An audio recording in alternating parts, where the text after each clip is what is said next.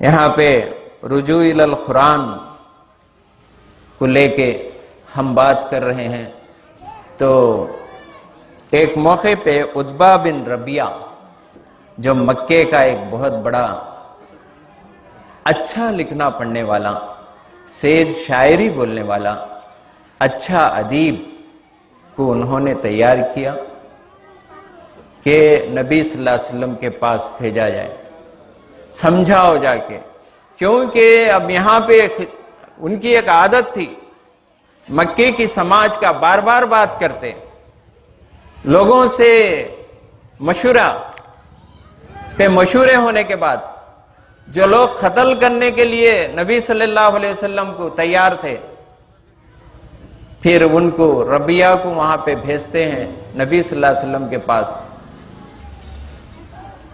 تمہیں جاؤ ان کو جا کے سمجھائیے۔ تو ربیعہ جا کے اللہ کے نبی صلی اللہ علیہ وسلم کو، دیکھو بیٹا، جو دین جو باتیں آپ پیش کر رہے ہیں، یہ باتیں سے ہمارے گھروں کے اندر، گھر کے اندر، ایک گھر سے ایک عورت ایمان لا لیے ہیں، ایک گھر سے ایک نوجوان نکل گئے ہیں، ایک گھر سے ایک بچہ نکل گئے ہیں، ایک گھر سے ایک بڑے حضرت نکل گئے ہیں، ہمارا پورا سماج کے اندر ایک ہمارا جینے کا جو نظام ہے اس کے اندر کچھ فرق سا محسوس ہو رہا ہے۔ میں آپ کو سمجھاتا ہوں، آپ کیا چاہتے ہیں؟ آپ کو پیسے چاہیے تو ہمارے پاس بہت پیسہ ہے، ہم آپ کو پیسے دیں گے۔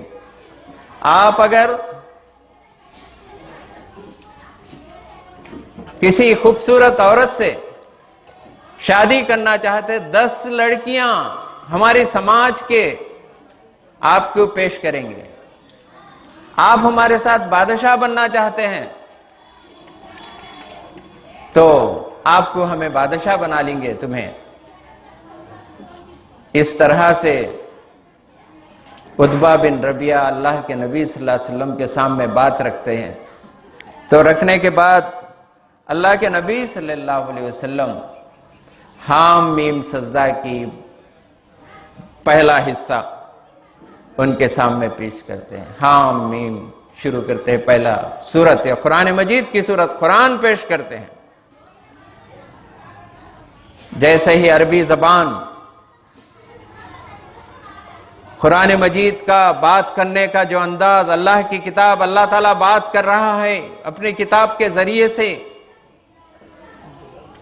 جو بڑا شاعر، بڑا ادیب، بڑا خطیب، جو بہت بول کے مکے کے سرداروں کو یہ بول کے آیا تھا کہ میں یہاں پہ ان کو سمجھا کے آؤں گا، میں کامیاب ہو کے آؤں گا، لیکن وہ آدمی جو تن کے بیٹھا ہوا تھا، ایک دم پیچھے ہاتھ ٹیکتے ہوئے اپنے آپ کو جھکا لیا، جھک گیا۔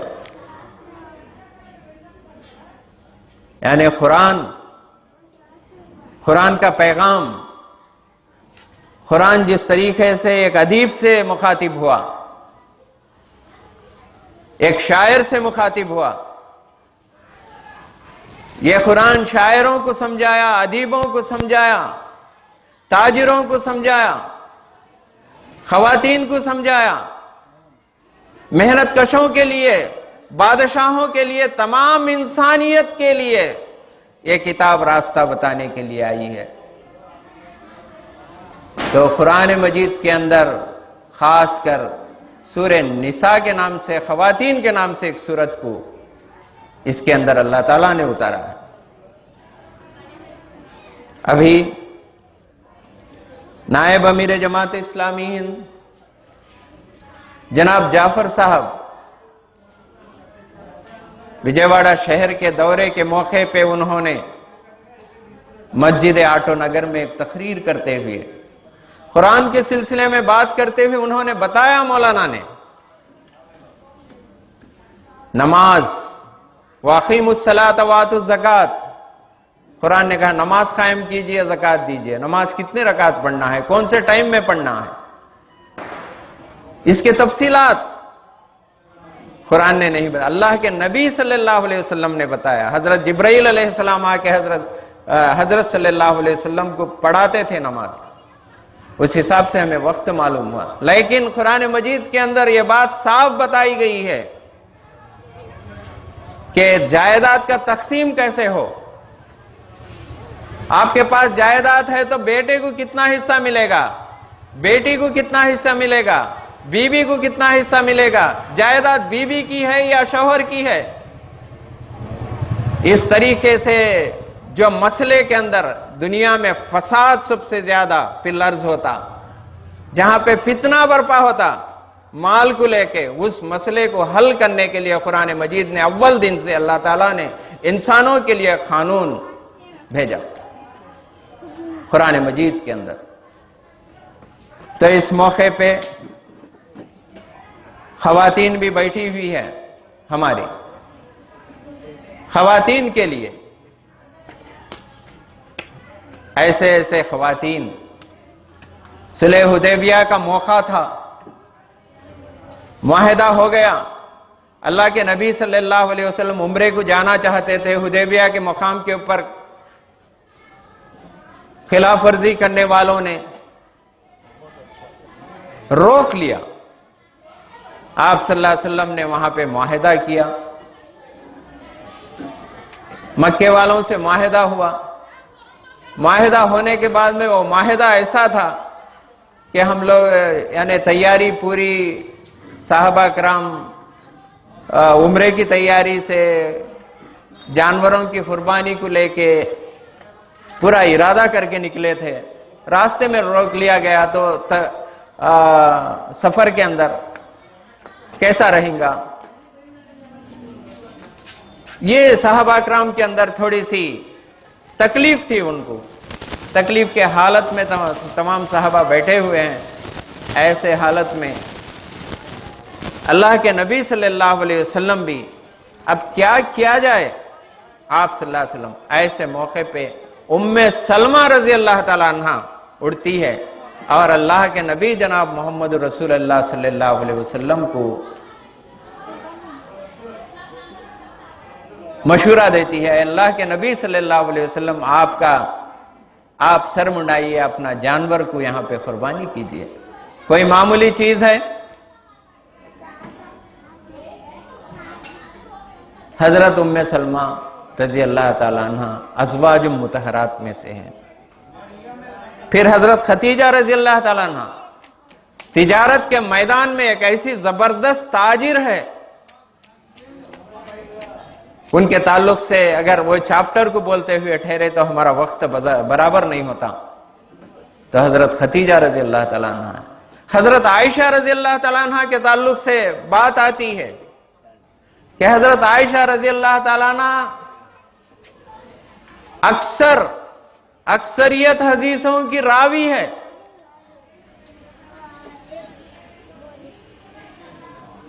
آپ کی یادداشت، آپ ریاضی کے اندر بھی، حساب کرنے کے اندر بھی بہت ماہر تھی۔ آج ہم کو قرآن مہم چلتے چلتے پیغام دے کے جا رہی ہے کہ آخر میں چلتے چلتے ایک علامہ اقبال رحمۃ اللہ علیہ کا قرآن کے تعلق سے آپ نے جو مثال پیش کی تھی، وہ مثال ہمارے حضرات کے سامنے رکھتے ہوئے میں میرا جگہ لوں گا۔ علامہ اقبال نے ایک مثال پیش کی ہے، ایک چیل آسمان کے اندر اڑتا ہے، وہ سمندر کو دیکھتا ہے، یعنی ایگل سمندر کو دیکھ کے کہتا ہے کہ یہ تو سراب ہے، یعنی سراب سے مراد کیا ہے؟ ینڈامامی، جس کو گرمیوں کے دنوں میں یہ روڈ کے اوپر اگر بڑے بڑے صحراؤں کے اندر پانی کے ویسا ہلتے رہتی گرمی، اسے جانور ہے نا یہ سمجھتا کہ پانی ہے، بلکہ سمجھ کے جانور دھوکہ کھا جاتا۔ اسی انداز میں آسمان میں اڑتا ہوا ایک ایگل سمندر کو دیکھتا ہے اور وہ کہتا ہے یہ کہ سراب ہے، یہ انڈامامی ہے، لیکن وہ چیل کی آواز ایک سمندر کے اندر تیرنے والی مچھلی سنتی ہے. مچھلی یہ کہتی ہے دیکھو بابا کیا بول رہے آپ, یہ تو سمندر ہے, بہت بڑا ہے, میں تھوڑا اوپر اوپر تیر لیتی ہوں, تم بول رہے نا سراب بول کے, یہ سراب نہیں ہے, یہ تو سمندر ہے کہتی ہے. لیکن یہ مچھلی کی آواز سمندر کی تہ میں, سمندر کے پیندے میں ایک سیپی بیٹھا ہوا ہے. سیپی بولے تو کیا ہے, اس تیلگو میں کیا بولتے اس کو, نتو گلا, انہیں بیٹھا ہوا ہے, انہیں سنتا ہے, انہیں سن کے کہتا ہے نہ تو یہ سراب ہے نہ تو یہ سمندر ہے, یہ تو ایک طوفان ہے, ایک ہلچل ہے, ایک انقلاب ہے. سمندر کی حقیقت کون بولا؟ سیپی بولا, کیونکہ انہیں سمندر کی گہرائیوں کے اندر ہے. یہ مثال علامہ اقبال رحمت اللہ علیہ نے قرآن کے تعلق سے پیش کی. جو آدمی دور سے دیکھا اللہ کی کتاب کو, پروفیسر ہے, ڈاکٹر ہے, سائنٹسٹ ہے, قرآن کے قریب نہیں آیا, یہ کہ لائبریری کے اندر سے یہ کتاب کو دیکھ کے ہاں یہ مسلمانہ رمضان میں پڑھ لینے کی کتاب ہے, مسلمان کسی کا انتقال ہونے کے موقع پہ پڑھنے کی کتاب ہے, ایسا بول کے سمجھ لیا. وہ کیا سمجھا, یہ تو سراب ہے, یہ مسلمانوں کی ایک کتاب ہے. لیکن جو قرآن پڑھتے ہیں, قرآن بہت بڑی کتاب ہے, قرآن کو آنکھوں سے لگایا جاتا ہے اور قرآن کو ایک جوزدان میں رکھ کے بہت عزت کے قدر سے اس کو رکھا جاتا ہے, بہت عزت کے نظر سے.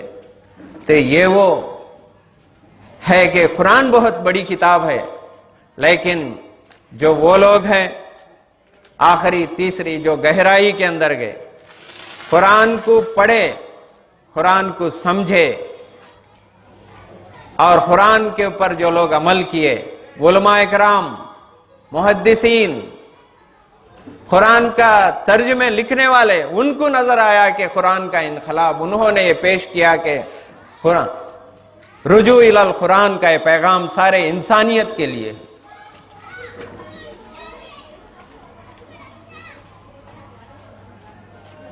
قرآن سارے انسانیت کو راستہ بتانا چاہتا ہے. تو اتنی بڑی کتاب جو ہم ملت اسلامیہ کو اللہ تعالیٰ نے ایک بڑی نعمت عطا کی. ایک بات میں گزشتہ بھی بتایا تھا اور ایک بار اس واقعے کو دہرانا چاہتا ہوں.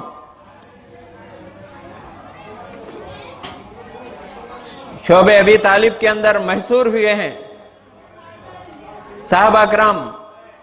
حضرت خدیجہ رضی اللہ تعالیٰ عنہ کا انتقال ہو گیا. حضرت ابو طالب جو اللہ کے نبی صلی اللہ علیہ وسلم کے ساتھ تھے, ان کا انتقال ہو گیا. کدھر سے بھی جا کے بازار میں سودا خریدنے کی موقع نہیں ہے, پانی لانے کا موقع نہیں ہے, ایک دم سوشل بائیکاٹ, اس کو کیا بولتے, سنگا بہش کرنا کر دیا گیا ہے محمد صلی اللہ علیہ وسلم اور ایمان والوں کو. ایسے حالات میں لوگ آسمان کی طرف دیکھ رہے ہیں کہ قرآن اتر چکا ہے, اہل کتاب سے واقعات سن چکے ہیں. کیا ہے, نوح علیہ السلام کی کشتی, اللہ تعالیٰ نے سمندر کو پھاڑا, سمندر کو اندر کشتی کو چلایا اور ایمان والے کو حضرت نوح علیہ السلام کو بچا لیا. پھر اس کے بعد حضرت ابراہیم علیہ السلام کو آگ میں ڈالا گیا, اللہ تعالیٰ نے آگ کو ٹھنڈی کر دیا. پھر حضرت اسماعیل علیہ السلام کے گلے کے اوپر چاقو چلائی گئی. اللہ نے حکم کیا ابراہیم علیہ السلام, آئے ابراہیم تیرے بیٹے کو قربانی کر ہمارے راستے میں. حضرت ابراہیم علیہ السلام نے اپنے بیٹے کو ماتھے کے بل اوندھا سلائے اور چاقو چلانا چاہتے، اللہ تعالیٰ نے چاقو کو کٹنے کی صفت کو چھین لی۔ پھر اس کے بعد دیکھتے ہیں ہم حضرت موسیٰ علیہ السلام بنی اسرائیل کو لے کے پہنچے، سامنے سمندر ہے، پیچھے فرعون کا لشکر ہے۔ اللہ تعالیٰ نے کہا کہ اے موسیٰ تیرا عصا مار سمندر کے اوپر۔ موسیٰ علیہ السلام کچھ معلوم نہیں کہ اب کیا ہونے والا ہے۔ عصا مارنے کے بعد موسیٰ علیہ السلام کو بات سمجھ گئی کہ اللہ تعالیٰ کی وہاں پہ معجزہ ہوا اللہ کا۔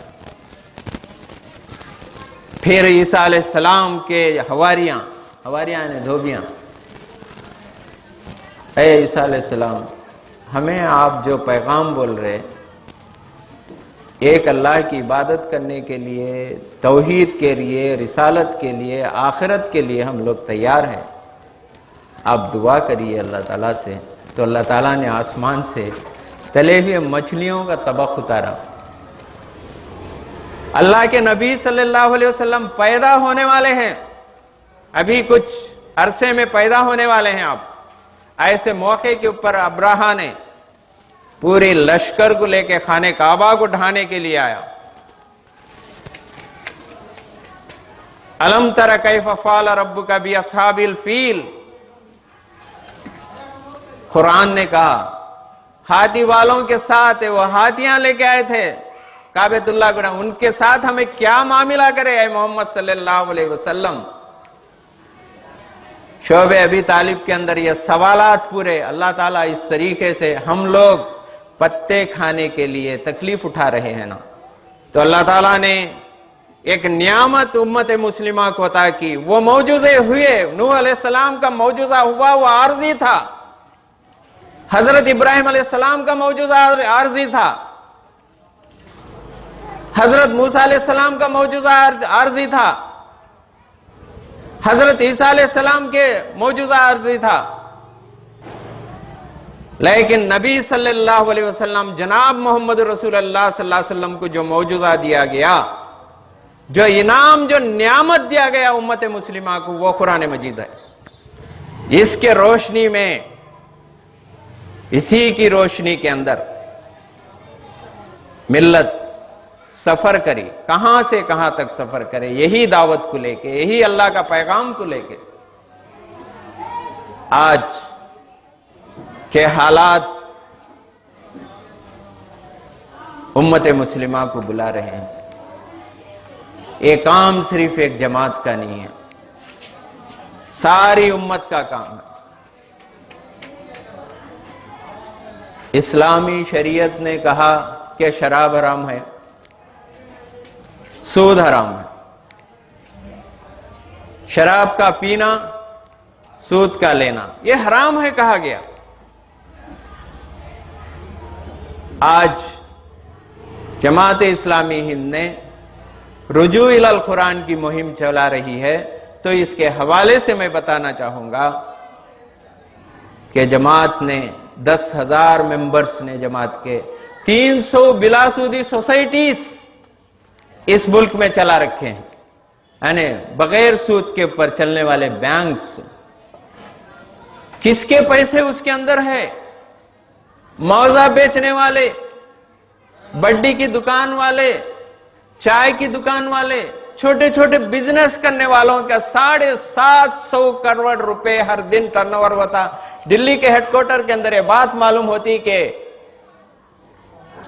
آج اتنے پیسے لوگوں نے اپنے جمع کیے، اتنے پیسے خرچ دیے گئے، سود کے اوپر نہیں ہے۔ 10,000 آج کا کیا ہے؟ 10,000 روپے دیتے، 1,000 روپے کٹ کر کے دیتے، 9,000 دیتے، شام میں 10,000 بننا، ایک دن دیر ہوا تو دوسرا بننا، 3 دن اگر بخار لگ گئی ہے آدمی تاجر کو، دینے والے کو کوئی تعلق ہی نہیں ہے اس کا۔ لیکن آج ایسے سوسائٹیز موجود ہے جس کے اندر برادران وطن، منگلگیری کے اندر ایک سوسائٹی اس وقت ہے آپ کے پاس، وجےواڑا کے اندر ایک سوسائٹی ہے، تو اس کے اندر 30% برادران وطن ہے۔ وہ لوگ آکے بینک سود دیتا نہیں، دیکھو بھائی ہم لے کے آپ جو اچھا کام کر رہے ہم لوگ لا کے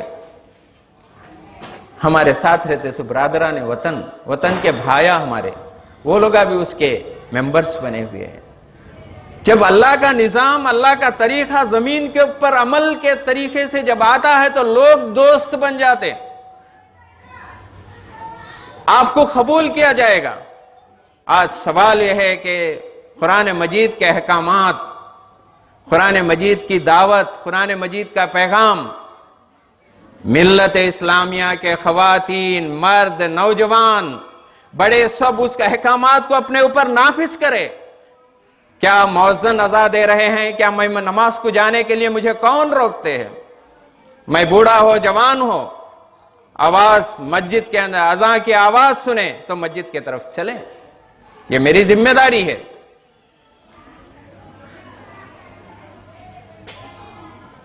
اور اسی طرح سے جو فرائض بتائے گئے ہیں وہ ہم عمل کرتے ہیں۔ تو معاملات کے معاملے کے اندر بھی اگر قرآن کو ہم اپنے اندر اتار لیے، قرآن کے پیغام کو ہم سمجھے، قرآن کے مطابق عمل کرنے لگے تو یہ زمین کے اوپر رحمتیں اور برکتیں نازل ہوں گی۔ اگر 10,000 افراد نے 300 سوسائٹیز کو چلایا ہے تو اگرچہ 5 لاکھ آدمی تیار ہو جائے تو کتنے ہزاروں سوسائٹیز یہاں پہ چلیں گے۔ ہزاروں سوسائٹیز کے اندر سے جو یہ غریب لوگ، امیر لوگ، سب اس سے سیراب ہوئیں گے۔ ایک اللہ کا قانون کہ جس کے اندر کیا ہے، سود کے اندر کیا ہوتا، مائنارٹی چند لوگ فائدے اٹھاتے، میجارٹی لوگ نقصان اٹھاتے، لیکن اللہ کے قانون کے اندر تمام لوگ فائدہ اٹھاتے، تمام انسانیت فائدہ اٹھاتی اس سے۔ یہ اللہ کا قانون ہے۔ یہ ہم یہ چاہتے، جماعت اللہ کی کتاب یہ چاہتی ہے کہ یہ قانون ہمارے پر، یہ قانون ہمارے اندر نافذ ہونا بولے تو سب سے پہلے کیا ہونا ہمارے کو، ہم قرآن کو سمجھنا۔ آپ کو قرآن پڑھنا نہیں آ رہا، تھوڑا تھوڑا اٹکتے پڑھ رہے تو کتنے کی چیزیں آدمی سیکھ لیتے رہتا۔ ایک نوجوان ہے، جائے بیٹھے اس کو سیکھے، ایک خاتون اپنا قرآن صحیح کرائے اور اس کو معنی سے پڑھے اور قرآن کے مطابق اپنے گھر کے اندر زندگی بسر کرنے کی کوشش کرے۔ اور اس کے لیے جو بچے ہیں، جو بچوں کو مسجد کون سی ہے، کس کی ہے، کون پڑھاتے، وہاں کون امام صاحب پڑھاتے، جن کے پاس اللہ کا کلام جن کے سینے میں، ان کے پاس جا کے علم حاصل کرو۔ ایک موقع پہ اللہ کے نبی صلی اللہ علیہ وسلم کو چند قیدیاں ملے، ایک جنگ کا موقع تھا، چند قیدیاں پکڑے گئے، قیدیوں کو فدیہ دینے کے اوپر، ان کے اوپر فدیہ دینا، دیر تو چھوڑ دے، پیسے نہیں ہیں ان کے پاس بن کے جانے کے لیے۔ تو اللہ کے نبی صلی اللہ علیہ وسلم کو صحابہ نے بولا کہ ان میں سے کچھ علم والے لوگ ہیں۔ اللہ کے نبی نے پوچھا کہ کوئی علم والے لوگ ہیں اس میں؟ ہاں علم والے لوگ ہیں یا رسول اللہ، مسلمانوں کے بچوں کو پڑھاؤ بولو، اس کے بدلے میں ان کے چھوڑ دیا، علم کیا ہی۔ اور اللہ کے نبی صلی اللہ علیہ وسلم نے قرآن کی پہلی آیت اقرأ باسم ربک الذی خلق سے اترتی ہے۔ اللہ کے نبی صلی اللہ علیہ وسلم نے یہ حدیث کہی کہ ہر ایک مسلمان مرد اور عورت کو علم کا حاصل کرنا ضروری ہے۔ تو یہاں پہ قرآن کا علم حاصل کرنا ہے آپ کو، اللہ کی کتاب کو پڑھنا ہے۔ یہ بچوں کو، چھوٹے چھوٹے بچے اور دوڑتے ہیں گلیوں میں، ہمارے اسکولوں کو جا رہے ہیں، ان بچوں کو قرآن کا علم کی طرف آج سے، مسجد کون ہے، کون مولانا پڑھاتے ہیں، سوال یہ نہیں ہے ہمارا، ان کے پاس اگرچہ قرآن کا علم ہے تو ہمارے بچے کو بھیجے، پڑھائیں۔ آنے والے 15 سال 20 سال کے اندر آپ ایک ایسا ماحول دیکھیں گے کہ آپ کے گھر میں ہر بچہ قرآن پڑھنے والا رہے گا۔ یہ رجوع الی القرآن کی مہم کا ایک مقصد یہ ہے کہ ہمارے گھر کے اندر قرآن کا بول بالا ہو، قرآن پڑھے، سمجھے، اس کو عمل کرے۔ تو اس موقع پہ یہ کچھ باتیں تھے، یہ تمام اس لیے کرے ہم۔ تو پہلی بات جہاں پہ شروع ہوئی تھی، کل نفس ذائقۃ الموت، موت کا وقت قریب ہے۔ موت کا فرشتہ کب کس کے پاس کس طرح آتا معلوم نہیں ہے، تو آنے سے پہلے ہم آخرت کی تیاری کریں، ہمارا ایمان ہے۔ اللہ تعالیٰ، اللہ کے نبی، آخرت کا دن، توحید، رسالت، آخرت، یہاں آئے ہیں ایسے ہی ختم ہو جاتے، مٹی میں چلے جاتے، دوبارہ نہیں۔ اللہ کی کتاب، اللہ کے نبی صلی اللہ علیہ وسلم کہتے ہیں کہ انسان اٹھایا جائیں گے، ایک بارش کے ساتھ موکلے جیسا زمین سے نکلتے ہیں، اسی انداز میں انسان اللہ تعالیٰ حکم کرے گا اس دن، ایک حکم کے ساتھ اللہ تعالیٰ کے حضور حاضر ہو جائیں گے تمام۔ تو یہ موت آنے سے پہلے ہماری زندگیوں کو، ہمارے گھروں کو، ہمارے سماج کو ہم کو سنبھالنے کی ضرورت ہے، اور یہ تیاری کرے۔ جب اسرائیل علیہ السلام آ کے شام میں ٹھہرے تو اطمینان سے روح نکلے، وہ بھاگے نہیں جسم کے اندر۔ اسرائیل علیہ السلام یہ کہے کہ اے پاک روح نکل، تیرے رب کے طرف چل۔ جب خبر کے اندر سوال ہوگا من رب کا، ما دین کا، من نبی کا، یہ سوال کا جواب دینے کے لیے اللہ تعالیٰ ہمیں وہ علم و توفیق عطا کرے، اس کی تیاری ہمیں اس وقت کرنا ہے۔ تو اللہ تعالیٰ سے دعا ہے کہ اللہ تعالیٰ آج کے اس اجتماع کے اندر جو بھی عمل کے قابل باتیں ہمارے زبان سے نکلی ہیں، ان تمام کو عمل کرنے کا ہمیں توفیق عطا فرمائیں، اور جو بھی باتیں